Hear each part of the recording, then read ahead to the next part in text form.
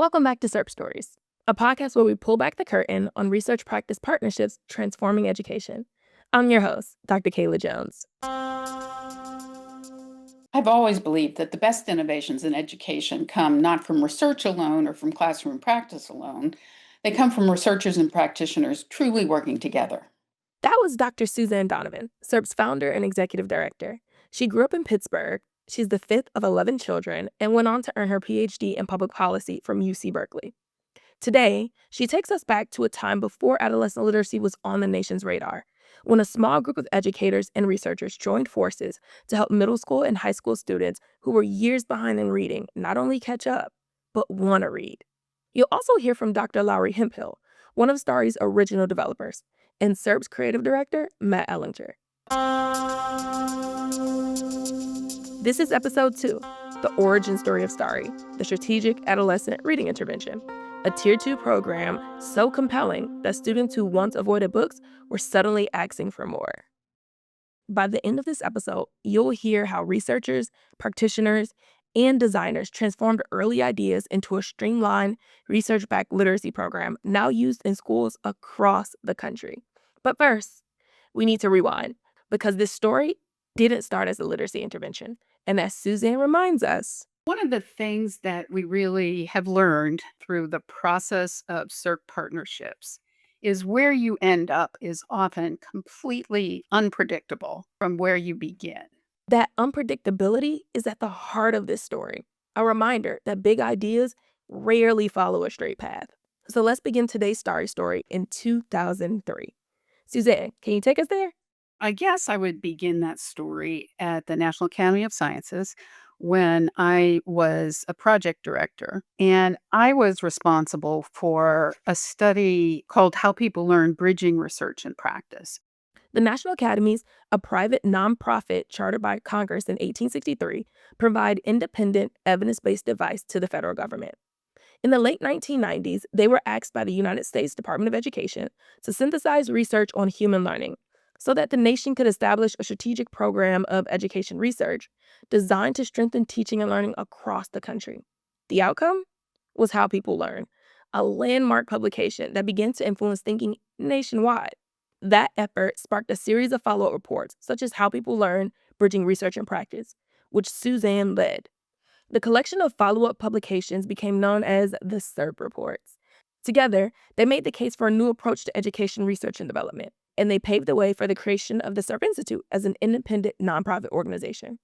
Here's Suzanne sharing her big takeaway from this early work at the National Academies. In the SERP study, we brought together people from other fields like medicine, agriculture, and we're asking, so why has research so fundamentally changed how we go about those enterprises? But we haven't seen that same kind of impact in education. And what the experts in those other fields said is the research that actually has the biggest impact on practice usually begins in practice settings, where you notice in the process of clinical practice the things that are surprising, and they get you to ask new questions and develop new theories. And you notice the opportunities to use your research knowledge to solve a problem that you're observing. And you can solve it in a way that works in the context where you're observing it. In agriculture, they said you really need to hang over the fence with the farmers if you want to influence how they're going to go about their practice. You need to build trust. You need to have them open to listening to what you have to offer. And there it is, the word that shaped SERP from the beginning: trust. Not a nice to have, but a bedrock for solving the kinds of problems in education that matter. Trust across roles, across perspectives, and across priorities. Trust that the work is worth doing together. Over the last 2 decades, with Suzanne at the helm, the SERP Institute has built numerous partnerships, collaborated with hundreds of practitioners and researchers, and created dozens of classroom-driven research-based tools. And while we'll save the full SERP origin story for another episode, STARI's story cannot be told without sharing some of those beginnings. Let's fast forward to an education panel at Harvard University, a pivotal turning point in STARI's story. In Cambridge, Suzanne joined Harvard professor Catherine Snow and Boston superintendent Tom Payson, both members of the SERP committee, on a panel to discuss the release of the new SERP report. Suzanne recalls, Tom Payson, Catherine Snow, and I were together. Somebody asked him, "So you're a superintendent. So what would you do with this SERP idea? What kind of partnership would you want to have? And what problem would you want to work on?" And Tom said, "Well, that's pretty easy for me. I would like help solving the middle school reading problem." that moment turned out to be more than just a panel discussion. It was the spark that ignited the first SERP partnership, and with it, the beginning of STARI's journey.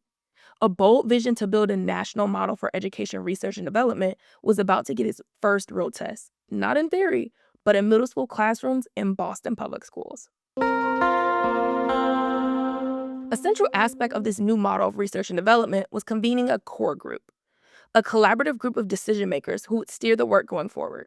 In Boston, the core group included leaders from Boston public schools like Dr. Sonia Brookings Santelises and Dr. Irvin Scott.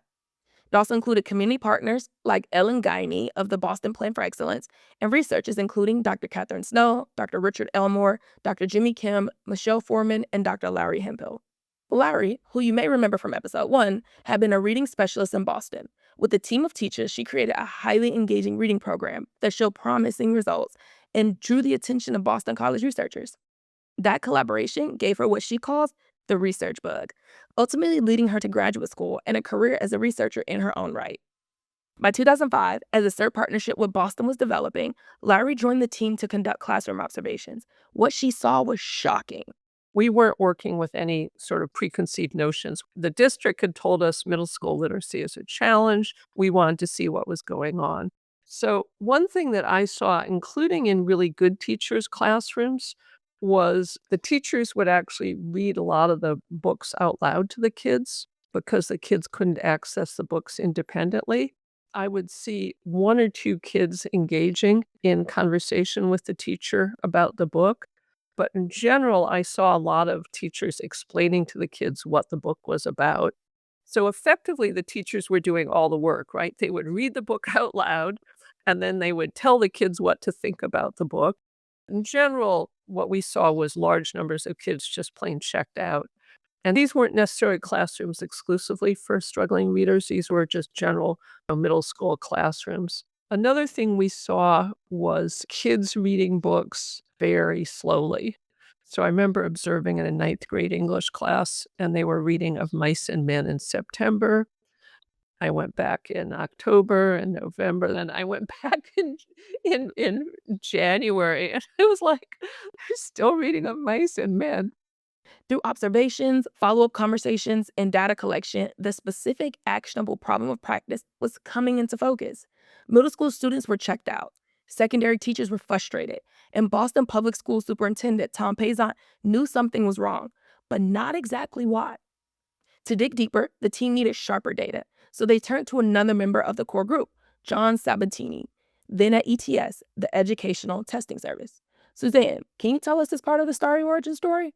John said, "I can help you solve this problem. I have no shortage of items to test students' reading capabilities, competencies along a number of dimensions. But I need to know answers to a whole bunch of questions, like who's going to administer this? Is it a reading specialist? Is it a regular teacher? Is it one-on-one? Is it small group? Is it whole class? Is it computer? Is it pencil and paper? How quickly do you need the results? And what are you going to do with the results?" And all of those things will help me shape an assessment that will fit your needs. So BPS answered those questions for John, and he went about putting together what at that point we called the RISE assessment. That assessment, now known as Rebasics, confirmed what Larry had been noticing. Many middle schoolers were several grades behind in reading. For most teachers, this was eye-opening. They had assumed the issue was stamina or vocabulary, not basic reading skills. For district leaders, the shock was the sheer scale of the problem. At the time, Boston had invested in Read 180 licenses to support struggling readers. Before launching something new, the team asked, "Can Read 180 fill the gap?" Dr. Jimmy Kim studied its implementation. He found that principals resisted using it because many students fell below its eligibility cutoff. Scheduling was complex and licenses were expensive. That's when we understood we needed something new that would target students who were actually further behind in reading than Read 180 was designed for. It had to be more flexible, less costly, and usable with a wider range of students. Many of the teachers thought students could read perfectly well when they couldn't. But there were teachers who knew there was a problem for some of their students. And they said they needed help solving the problem because they knew these students were capable and the materials that they could find to help them build their reading skills were designed for second and third graders. And I remember clearly the teacher who said, I am not going to humiliate my students by putting texts about ducks in front of them so they can learn how to decode words. I need materials that respect the developmental level of my kids, and I just can't find them. That's when the team began to imagine, what if we built something entirely new? Something that addressed not only the skills, but also the motivation of adolescent readers. To build the first prototype, funding was essential. Thanks to the inclusive design of the original core group, seed money came through. Ellen Guiney from the Boston Plan for Excellence redirected unused grant funds to support the partnership's work. And with those funds, Dr. Laurie Hemphill began shaping what would become STARI. Here's Suzanne on why Laurie was uniquely suited for the task. Laurie Hemphill was not only an excellent researcher, she had taught students who struggled with reading. So she knew what it was like to be in the classroom as the teacher. She knew what it was like to work with these students. And she knew the kind of support teachers needed in order to be able to solve this problem. Laurie pulled together a small design team rooted in real classrooms. She recruited 10 teachers from 5 different Boston public schools, and every Thursday afternoon, they gathered at Wheelock College. Week after week, they wrote, tested, revised, and retested materials with their own students. Here's how Laurie remembers this time. I would bring like draft fluency passages to the class, and the teachers would be like, thumbs up on that. That one's great. Or this other one, I think you and the writing team have to do some more work on this. Sounds like true collaboration to me. Each cycle brought the team closer to something new, an intervention built not just for teachers and students, but with them. And one of the first texts they chose was Game by Walter D. Myers, a story with a captivating theme, a vivid setting, morally complex characters, and a narrative arc strong enough to keep kids turning pages. From the beginning, we worked with this idea that what was going to engage kids was cognitively challenging text. We felt that there were all these kind of little fires that you could light inside kids that would motivate their skill development. If the skill development was in the service of engaging with really complex and really intriguing ideas. And Suzanne put it this way. When kids are in middle grades and they haven't yet learned to read, they need a very well structured experience in order to master those skills. So the curriculum had to be designed in a very structured way that allowed teachers to know step by step what they needed to do with students. On the other hand, because we were dealing with middle grade students, we didn't want them to feel like they were being walked through a set of exercises, especially because they're middle grade students who were behind in reading. So they will have had experiences in earlier grades of being told that they're inadequate or they're failing. So we needed to give them positive experiences. So a major design challenge is how do you create the structure that's needed for teachers to get these students step by step through the process of becoming more fluent readers who can comprehend the text. And at the same time, give students an emotional experience of being part of a group, a community that's working collaboratively to develop more perspective on the world, to be able to express their voices and develop their critical thinking. So it was that challenge that I think was particularly poignant, that those extremes of being very open and welcoming to student voice and very structured. That was, I think, the biggest design challenge. Out of those Thursday afternoons, the DNA of STARI began to shape, not in a single breakthrough moment, but in a steady rhythm of teachers and researchers circling back, always anchored in the realities of real classrooms. What emerged wasn't another program to drill students on basic reading skills. It was something different, an approach that treated struggling adolescent readers not as remedial cases to be fixed, but as capable thinkers ready to wrestle with complex ideas. Still, a pilot with a handful of dedicated teachers could only go so far. To grow, the team needed more than seed funding. That chance arrived when the Institute of Education Sciences, IES, launched its unprecedented Reading for Understanding initiative. The SERP-led partnership applied, and in 2010 was awarded a substantial IES grant to further develop STARI, as well as several other curricular programs and assessments. By 2013, it was time for the big test. The IES grant funded not only development of STARI, but also provided for an efficacy trial to answer a central question. Did STARI actually work?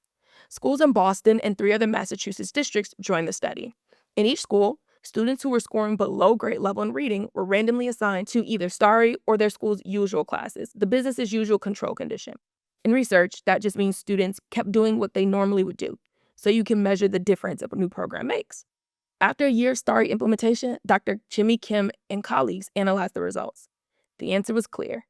Yes, STARI worked. Even though all but one of the students in the control group received some form of support, those in STARI gained a full year of reading growth beyond their peers.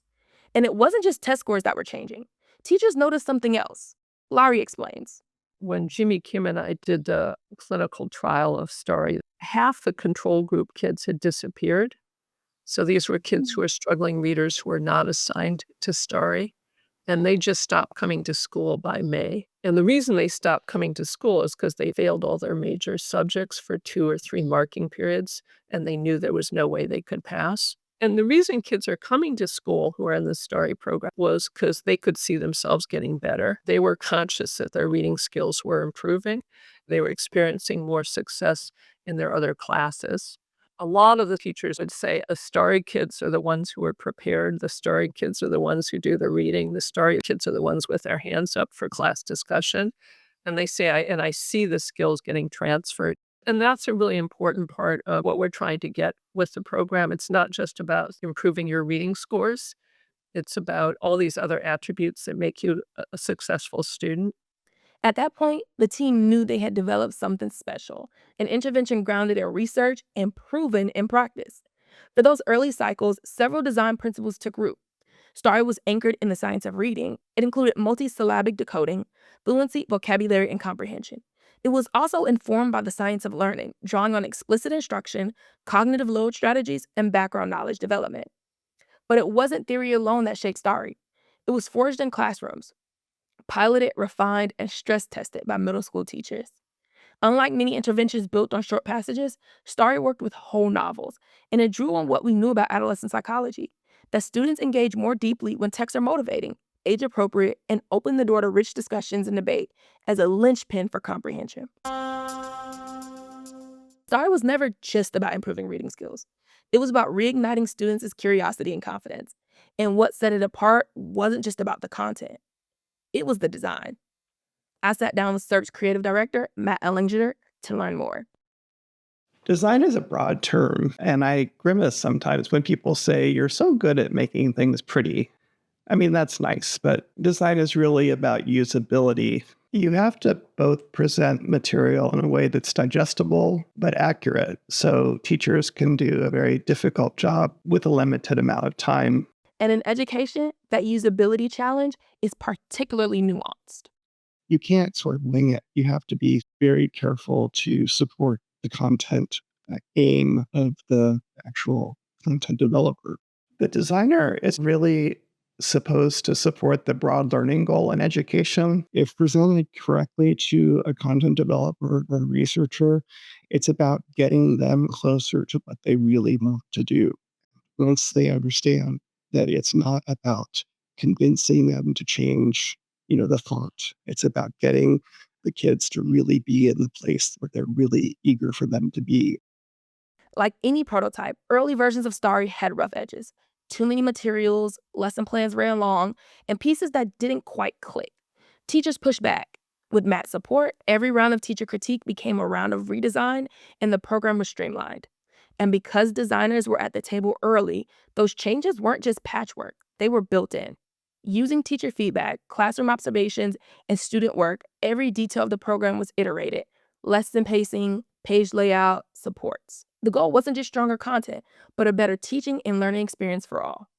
And as Matt pointed out, other research and development organizations often treat design as an afterthought. For STARI, it was core from the very beginning. What's special about SERP is the design is treated as part of the general ethos of the organization. And teachers aren't thought of as recipients, they're co-developers and designers as well, along with the other people who are doing the data analysis and content development. Other organizations would hire freelancers or send something out to design when it's considered content complete. But we think that it's really important to consider design during instead of after. Even early prototypes have design elements to them, and designs are modified along the way to support implementation and make the greatest possible impact. And it worked. STARI's early impact came from that rich, trusting partnership. Teachers even influenced the name. Originally called the SARI program for Strategic Adolescent Reading Intervention, teachers quickly pointed out that they could not send students to the SARI class. Overnight, it became STARI, a small but telling example of how teachers' voices shaped every layer. In the end, it was this marriage of research, practice, and design that made STARI different.